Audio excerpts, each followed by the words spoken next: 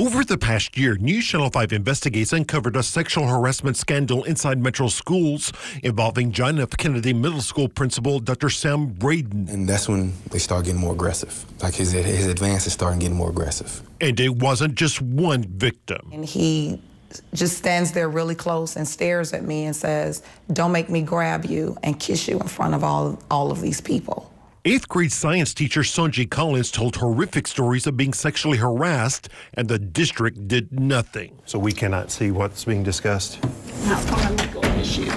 In fact, behind closed doors, the school's director, Dr. Sean Joseph, assured school board members there was nothing to our investigation. I really felt that all of those allegations were swept under the rug, that, we were sort of told there was no problem with that. Even as Metro lawyers responded to a lawsuit saying many of the allegations were admitted. One of the teachers for our teacher town hall was Sonji Collins. You bravely stepped forward to tell your story about being sexually harassed. You ended up filing a lawsuit and you settled with the district. Correct. What is it that you did not get? Honestly, I don't feel like at this point I've received a sense of peace that I thought I would get by now, a sense of healing that I thought I would get by now. Just because I settled, you're right, I did reach a settlement. Just because I settled, that doesn't equate peace, that doesn't equate healing.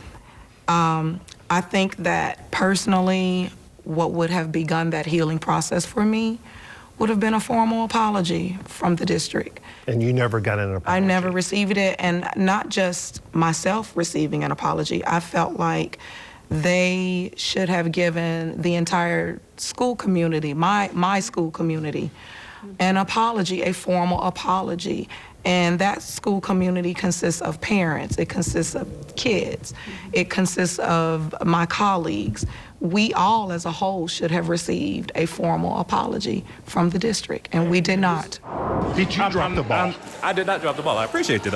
And this administration has yet to acknowledge that there was a sexual harassment problem. Absolutely. Exactly. And under this administration, as a teacher who hasn't had to deal with what she's went through, if I ever did, I wouldn't feel comfortable going to HR and thinking something was going to be done, because the ball's been dropped so many times from that department and from this administration. I don't feel comfortable going forward if something were to happen.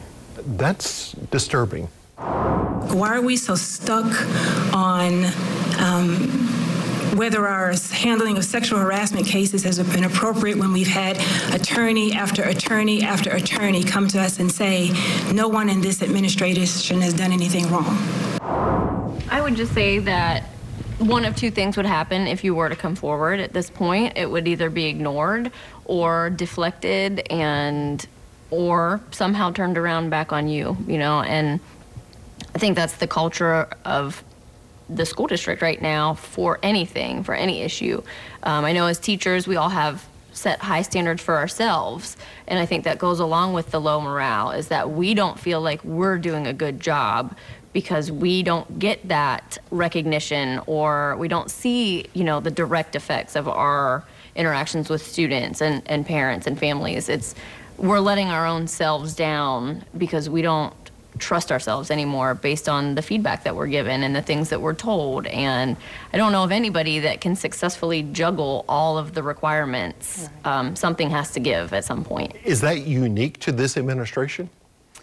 I don't think that it is necessarily unique to this, but I think that it has been magnified. You've got to make sure your teachers... We showed the teachers a clip from Dr. Joseph's job interview in 2016, where he emphasized the necessity of teachers feeling valued. You got to feed your teachers, or they'll eat your children, right? So in terms of feeding the teachers, you have to give them Did you say feed your teachers? Feed your teachers, or they'll eat your children, yeah. I think that metaphor is incredibly tone deaf and disrespectful.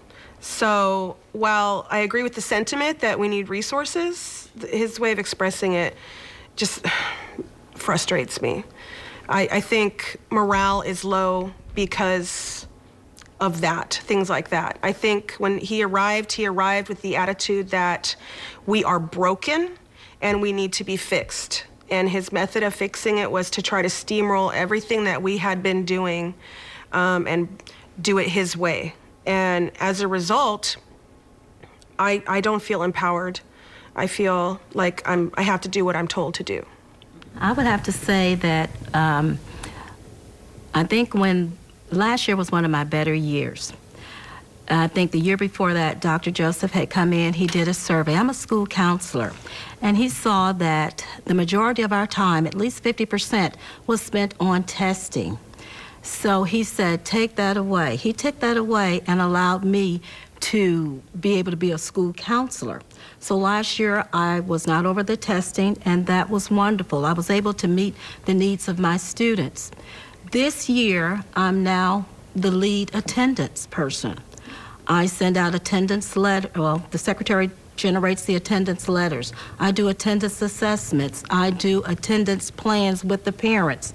I call parents on the phone. I have attendance review board meetings.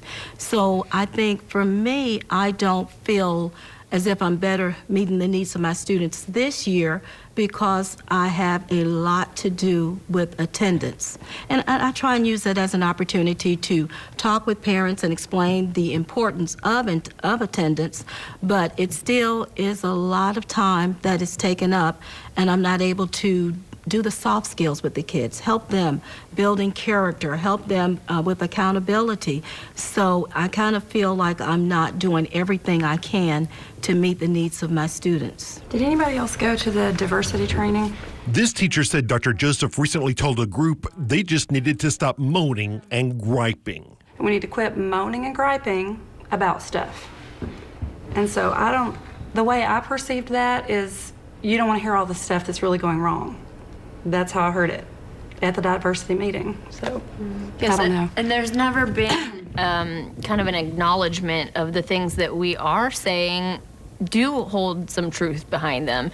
I've felt like, especially lately, it's been a lot of deflecting and just the lack of acknowledgement overall, you know. If you raise these concerns, your motives are questioned? Yes, absolutely. Mm-hmm.